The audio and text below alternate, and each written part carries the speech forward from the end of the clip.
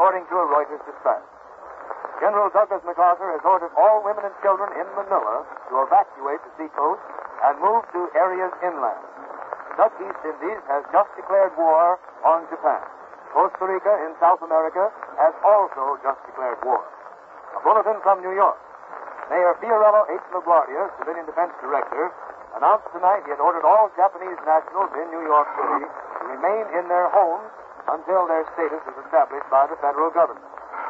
At the same time, John Culling, Superintendent of Operations for TWA, acting on instructions from the Civil Aeronautics Authority, issued an order prohibiting TWA planes from carrying any Japanese nationals. This order was directed against the special Japanese envoy, Kurosu. We take you now to Hollywood.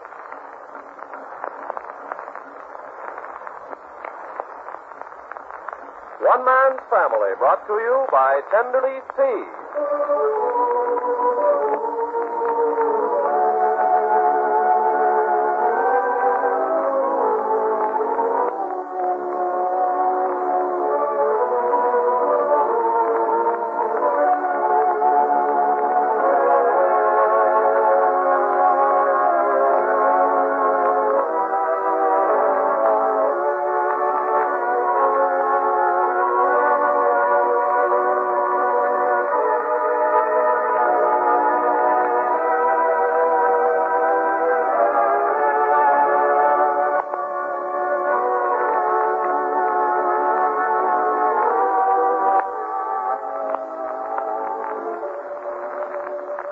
One Man's Family is dedicated to the mothers and fathers of the younger generation and to their bewildering offspring.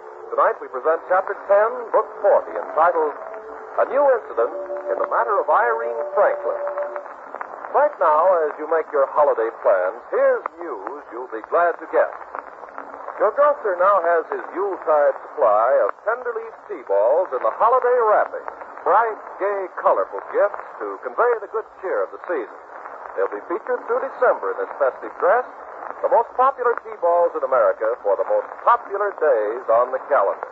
Get some for gifts. They're extremely appropriate. For the essence of fine tea is its warm, good fellowship, the very spirit of Christmas, and in Tenderleaf tea balls it reaches a peak. They're made with tasteless filter paper that keeps your tea perfectly clear and gives you just the delicate flavor of the tiny, new, top tea leaves. This year, give Tenderleaf brand tea balls in the special holiday wrapping. Inside and out, it carries the heartiest good wishes of the season. Inexpensive, practical, and always welcome. Ask for Tenderleaf tea balls, America's largest selling tea balls, in the holiday wrapping.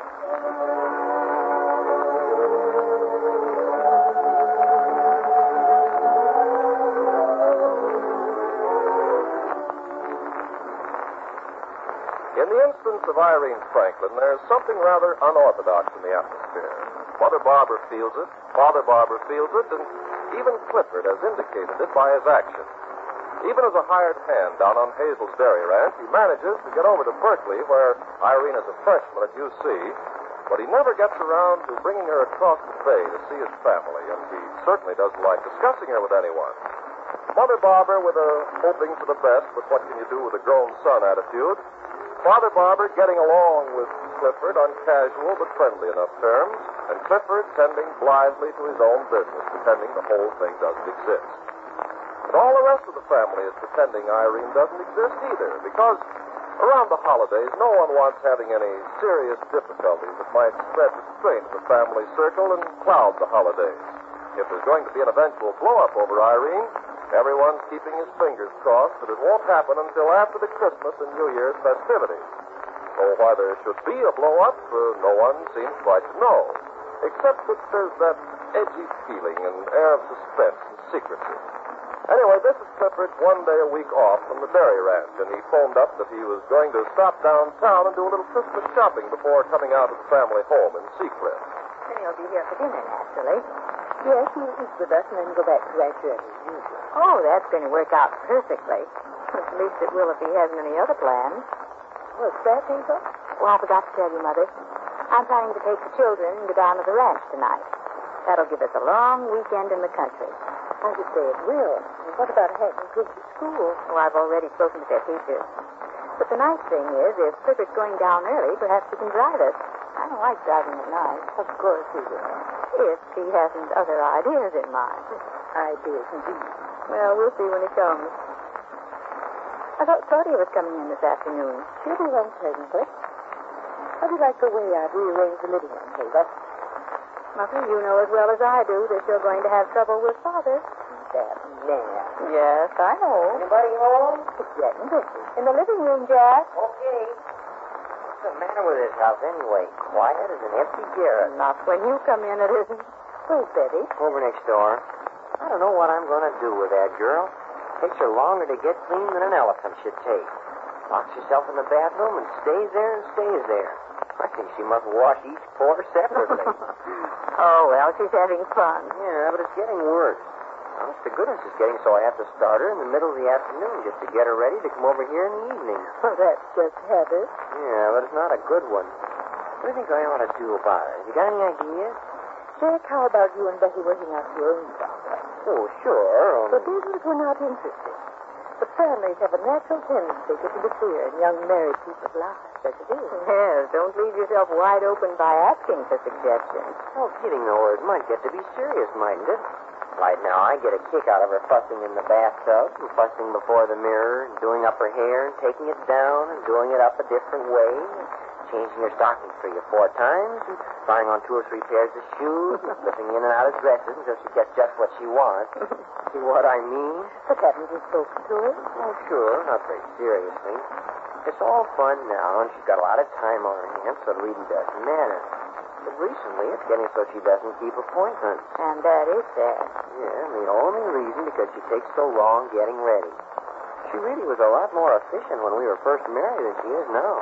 And you think it's because she doesn't have much to keep her busy all day, and so she's getting into the habit of cluttering, huh? What else? Then by all means see that she has something to do. What? Well, if your father wasn't so wrong a few weeks ago when he recommended children. Hey, Mom, you too? Well, that's why marriage was created in the first place. As a foundation for a family. A foundation that isn't built on is a pretty barren affair. Something started that isn't finished, huh? Exactly. Doggone it. Those children are a heck of a lot of trouble and worry. Think of the responsibility. Someday you're going to find out, Jack, that on any account, each human being is going to face more or less trouble and worry, children or no children. And as for responsibility, you can't be either a civilized citizen or a self-respecting human being without accepting responsibility. In other words, we're born to get in the neck anyway, so why not go whole hog?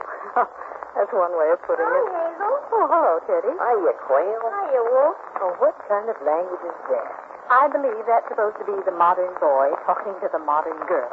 Quail? Sure, quail, partridge, hen, it's all one for woman. Yeah, but all men are wolves. Teddy, that's very young and unsophisticated cynicism. Well, that's what they're doing. I suppose you haven't had any experience on your own? What an odd suggestion. Uh-huh. Who do you think you're kidding? Anything that Teddy has experienced is both honorable and aboveboard, I'm sure. In any case, none of your affair, young man. Then that's for you. Sure. 3 women against me. I know when I'm licked. Where's Betty? Oh, she'll be over when she gets her neck washed. Betty's the washingest person I ever knew. Maybe your mother was frightened by a speck of dirt. Maybe. Hey, here come Claudia and Nicky. How do you know? I can see the front window reflected in the mirror over the fireplace. I'll go let them in. You don't have to. Front door's on the latch. I came in that way. Oh. Oh, by the way, Hazel, I finished all my classes today and got caught up in homework, so I can go down to the dairy ranch with you tonight. Oh, the children will love that, Teddy. Well, maybe you don't think I won't. Well, if you're coming along to look after them, I think I'll ask Claudia if she won't let Joan and Penny go along, too. All right. Margaret's kind of young to run around with the older kids, so it would be nice if she could have Penelope to play with. What's this about Penelope? Oh, we didn't hear you at the front door. Hello, Mom. How are you? Oh, as well as ever. Let's put up this seat. Your nose is cold. Sure, everyone says he sticks it outdoors today. Ooh, refrigerator weather. Where's Nicky? Right here. I was hanging up our coats in the hallway. Well, Mother Barbara, are you recovered from your shopping tour of the other day? Well, most certainly. Oh, I've still got a black and blue bruise on my hip where frantic and Christmas-crazed shoppers plowed through me. Made a first down around right in, huh? Where's Dad? Well, I don't know. Left right after lunch. Said he had business downtown. He didn't say what. Ah, do you suppose it could be monkey business, Mom? What's that? With Santa Claus, maybe? Well, I don't think so. Said only yesterday that if he had to break these holiday shuffers every year, there'd never be a present for him. It must be business, then. Well, I don't know. He had a kind of Christmassy glint in his eye when he went out to get in the car. Yeah. Hey, Mom, then you went down to buy you that tool chest you didn't get for Christmas when you were a shrimp. Young man, I was never a Christmas. Okay, and I'll be need 9-year-old. Hey, say, Mother Barbara, would you still like a box of tools for Christmas? I love it. Father's as apt to bring Mother home a tool chest as he is to bring her a pair of blacksmith anvils. I'm afraid that's true. I come home a tool chest as he is to bring her a pair of blacksmith When I anvils. came down, Paul said if you were here, would I come and tell him? Need section? That's what he said. He's up in his studio. I'll be right back. Oh, what's that all about? I can't think for the life of me. Well, we must compose ourselves and wait. Apparently. Well, anyway, Claudia, how about letting me have your two young daughters, Joan and Penelope, for the weekend, beginning tonight? Huh? Look here. You want two of my wild Indians for a whole weekend? That's what I'm asking for. We're going down to the ranch tonight, perhaps to Clifford. And Teddy's going along, so I'll have plenty of help riding his arms. But there's no reason not. I'd love having them. Well, anyway, Joan for sure. What do you think about Penny, Mickey? She's completely over her sniffles, isn't she? Sure. I'm still giving her cod liver oil, though. Well, I suppose Hazel could give it to her. Yes, I think I might. But if she's not well, we're excited. Oh, well, she's well enough. It's just a bother. Then it's settled. We'll drive down along about 7:30. Anyway, right after dinner. Mickey, would you mind calling up Nurse and telling her? Oh, not at all. Have her pack what's necessary, but tell her we'll be home before they go. I won't be but a moment. You're taking on a job for yourself. Mike, too, with your own three. Oh, we get along beautifully. And what you call your wild Indians have always been two very sweet and obliging little girls with me. What do? Hypnotize them? Hazel? Hi, Paul. Well, the gathering of the Sea Cliff mob soon left. Oh, what's all this you want to see me about? Yeah, you've got everyone's curiosity around. Good. Isn't that important? Oh, trying to rat out on us now. No, I just asked Teddy to let me know if you were down here. But what we want to know is why. Oh, hello, Paul. Well, Nicholas, my boy. Has he developed yet? He hasn't said a word. Excuse me. Did you get anything? Oh, quite. Everything will be ready.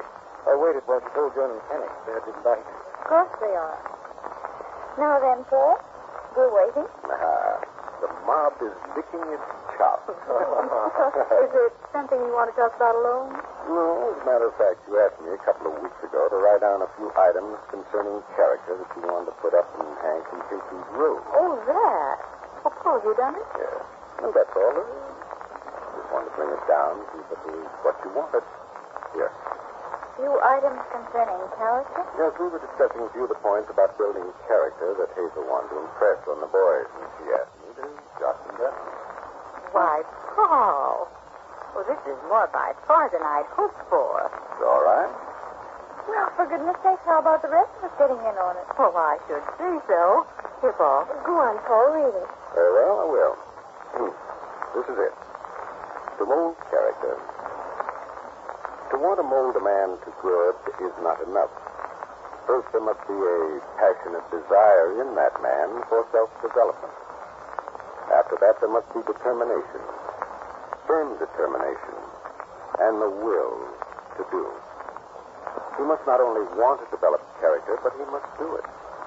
He must train his habit of thought and his habit of action. He must develop the habit of thinking clean thoughts and high-minded thoughts. He must develop the habit of putting evil out of his mind. He must develop good physical habits, habits of exercise, habits of work, habits of graciousness, of courtesy, of friendliness. The physical and mental habits he forms now in his youth will mold the man he will be tomorrow. Form the habit of facing each problem as it comes up. Don't put off or delay a difficult task. Get the feeling that you are not a free agent until the task is done Learn to do each job as it reveals itself, for if you do, you will be one who dominates his job and not dominated by it. And you will discover the more you do, the more you will be able to do. You will outdistance other men by leaps and bounds, men who are hindered and handicapped by their bad habits. That which will be difficult for others to accomplish will be simple for you. Then, too, remember the good things of life. Learn to find the beauty in music and art and literature and in the precious stone and in the work of the goldsmith and the silversmith. However, do not affect a taste for what you do not appreciate, but strive for a glimmering of understanding. Try to keep your mind sensitive and your taste sharpened.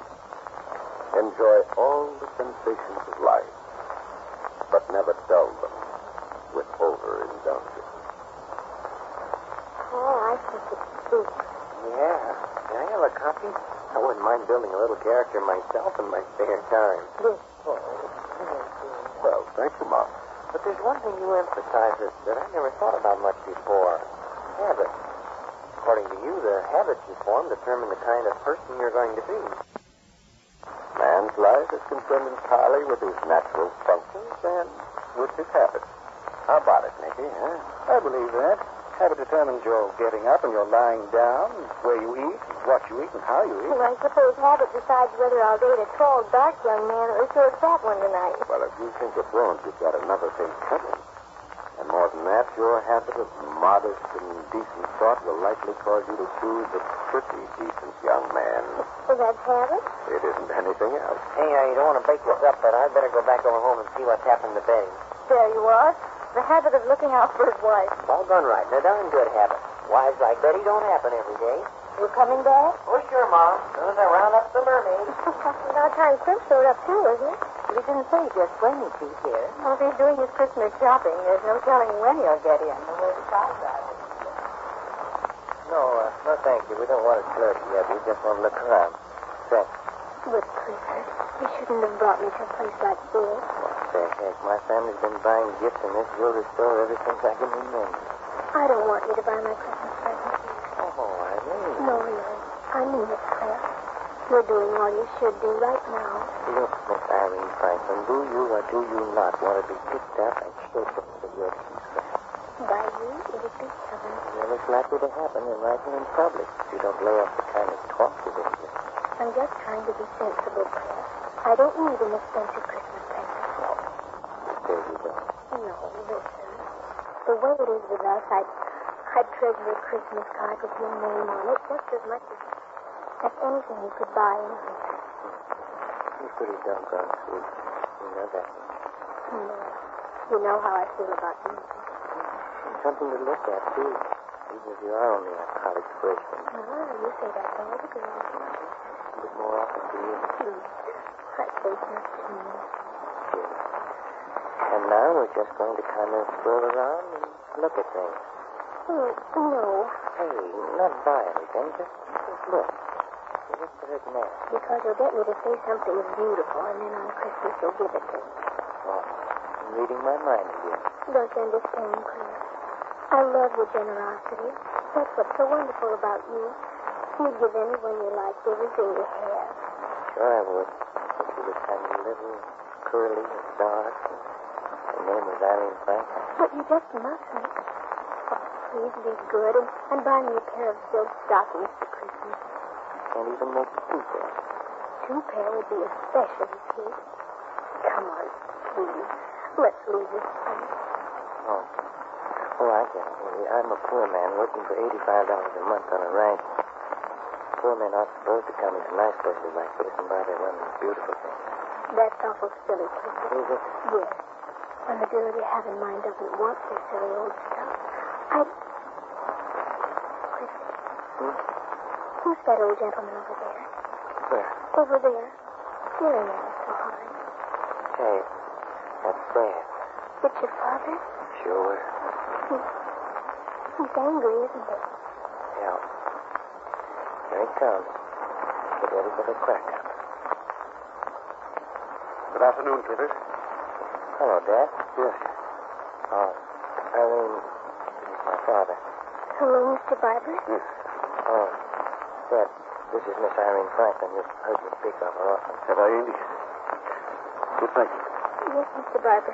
Believe me when I tell you that Clifford has no business being in a place like this on his salary. And for you to bring him here is the quickest way I know of bringing his downfall and utter ruin. Dad. Hello, Mr. Barber. Good day to you, young woman. I hope to see you home for dinner, Clifford. Clifford, he's wrong. He's been wrong all his life. That's just about the limit. Come on, let's get out of here.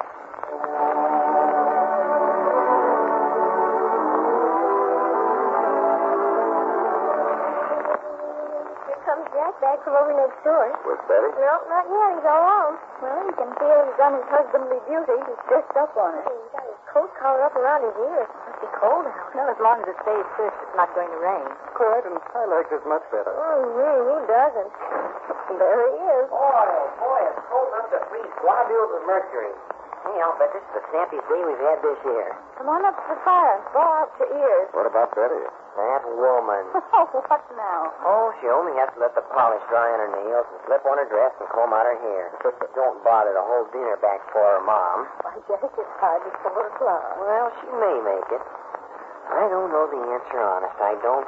I think I'll take your essay on habit and make her wear it around her neck. Hello. Didn't I just hear the front door again? You did? Hi, Cliff. Is that you? No, it isn't Clifford. It's me. Why, Henry, what is it? Father, you're as white as a sheet. Are you ill? Here. Let me help you out of your coat. Yes, thank you. Here, sit down here, son. Henry, what in the world is this? Henry, not half an hour ago, I had one of the most disagreeable encounters of my life. Is that what made you ill? No, I'm not here. I'm angry. Well, you're going to make yourself ill if you don't control yourself, Henry. Encounter with whom, Dad? With your brother Clifford and that girl. What girl? That freshman girl over in Burgundy. Dad, you saw Irene Franklin? I did. And do you know where she had Clifford? Where she had him? Yes, where she had him. They were in Murray and Webster's. Jewelry? Yes, the jeweler. And she was hanging on his arm, looking as though butter wouldn't melt in her mouth. Hey, were they in there for an engagement ring? Oh, well, I bet they were. Huh? Well, worthy or rude? I don't know what they were in there for. Engagement rings never entered my head. Why, Father, a boy and a girl in a jewelry store, and you never thought of engagement ring? No. I haven't liked that girl from the first moment I heard her name, and today my suspicions have been confirmed. How, Dad? Well, she had him in the most expensive jewelry store in San Francisco, didn't she? Clifford, who makes $85 a month on her ass, being marched into a place like that by a chit of a girl who apparently has nothing on her mind but what she can get. But, Dad, do you know that? Huh? You just got through saying you didn't know what they were there for. It was perfectly apparent. Well, at least I hope you came away without him to see I did nothing of the sort. Oh, Father. Henry, what did you do? I went up to them and said very plainly that Clifford had no business in a place like that on his wages, and for her to bring him there was the quickest way I knew to cause his utter ruin. Oh, sweet Dad. Huh? It's perfectly true, Henry. Henry, I think you must have been out of your mind. Henry, you know just as well as I do that there's something queer about that arrangement. Well, whether there is or not. Yes, appeasement. That's what it is, appeasement. Shutting your eyes to what you don't want to see. Yes, but, Dad, if they did happen to be in there looking at engagement rings, what a terrible thing you did. Perhaps I'm a better judge of that than you are, Paul. Perhaps you are. And let me tell all of you. At least I've seen this young woman. And what did you see that makes you think you had the right to say the things you did? I declare, Clifford. Huh? So you're here? Yes, I'm here, and I still want to know what you saw in Irene that gave you the right to say the cruel and wicked things you did. There's something wrong between you and that girl. There's nothing wrong between Irene and me. Anyway, I'm almost 30 years old, and if that isn't old enough to take care of my own affairs, it's time I found out. Let loose on me, Paul. I could say a lot of things, but I think the truth will hurt worse, so here it is. It was my idea to take Irene into that store. I wanted to buy her something expensive, and she wouldn't let me. When we came in, she just insisted that we leave. That she'd much rather have just a pair of silk stockings for Christmas. That's the truth. I hope it gives you a lot of satisfaction to know that you've absolutely ruined any chance of being liked by someone who may be your daughter-in-law someday. Please, Clifford, don't say any more. Just one thing more. I'm not asking you ever to see Irene again. But until you've written her a note of apology for what you said this afternoon, I'm not coming back in this house again. Oh, Clifford. I'm sorry, Mom, but that's how it is. And now, goodbye. That seems to take care of it.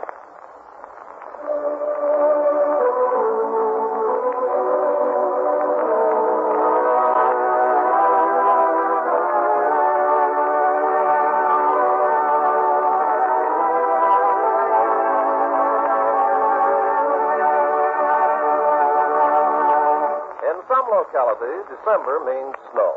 In the south, the sun still shines. But north or south, it's the popular month, the month of gifts. Yes, locked doors and whispered conferences are the order of the day, and the barber home is no exception. For instance, Teddy. Hey, Teddy. I'm not here. Yeah, I know you're not. But let me in anyway. No, sir. I'm in conference. Who's with you? Santa Claus. Oh, that's all right. He can keep a secret. I want to show you something I just bought. What is it? You'll see. Oh, you don't want me to shout it out to the whole family here, do you? Well, all right. But wait until I cover up these gifts. Okay? Okay, come on in. Now, don't you look at that table. That's a surprise. Okay, I won't look. You ought to know about this. I came past Mr. Jackson's grocery store. I saw... Yes, you found them, too. Found what? Tenderleaf tea balls in the new holiday wrapping. Well, yes. Oh, that's what I got. Oh, look, aren't they wonderful? With Christmas colors. Isn't that some wrapping? Season's greetings. Everybody ought to like these. Just about everybody does. After all, they're the largest selling kind in America. Well, they should be. They're made of the small top tea leaves. In special taste with filter paper. Who is it? Teddy. Oh, just a minute, Claudia. Don't peek. All right. I just wanted to tell you that Mr. Jackson has his stock of tenderleaf tea balls in the new holiday wrapping. You better get some right away because everybody's buying. Everybody is right. Whoopee! yes, grocers everywhere featuring boxes of tenderleaf tea balls with gay Christmas wrapping. They make a practical, inexpensive, usable gift and one that's always welcome. The most popular tea balls in America for the most popular day in the year. Get some. They're the improved Tenderleaf brand tea balls made with tasteless filter paper so that you enjoy just the delicious flavor of the delicate young tea leaves. They come 8, 20, 50, and 100 tea balls to the box in the special holiday wrapping. Ask for Tenderleaf tea balls in gift boxes with the season's greeting. You have just heard Chapter 10, Book 40 of One Man's Family, written by Carlton E. Morse, the makers of Tenderleaf Tea. Chapter 11, entitled How Long Does It Take a Man to Admit He's Wrong, will come to you next Sunday at this same hour. One Man's Family comes to you through the courtesy of the makers of Tenderleaf Tea. Fleischmann's Fresh Yeast is not only one of the richest natural sources of vitamin B complex, it's the only yeast with added amounts of both vitamins A and D. If you bake at home, vitamins A, B1, D, and G are not appreciably lost in the oven. They go right into the bread. This is the Red Network of the National Broadcasting Company.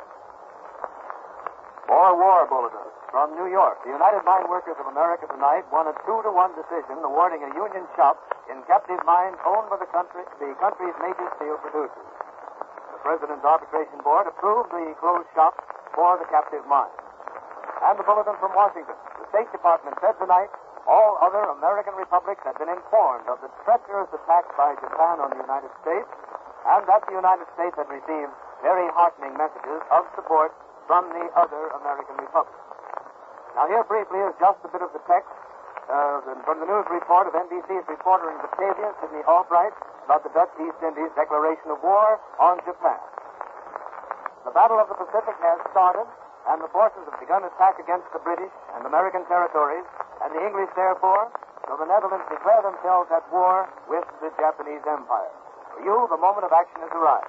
You're being called up with the U.S., British, and Chinese fighting forces to resist Japanese aggression. This is the National Broadcasting Company.